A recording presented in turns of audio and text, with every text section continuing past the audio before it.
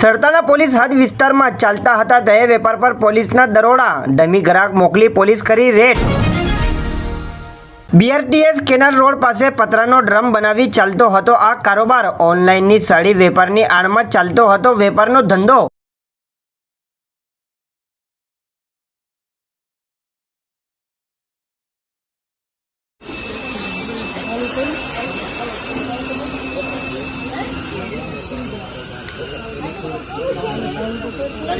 red કરી સફળ red દરમિયાન પોલીસ દ્વારા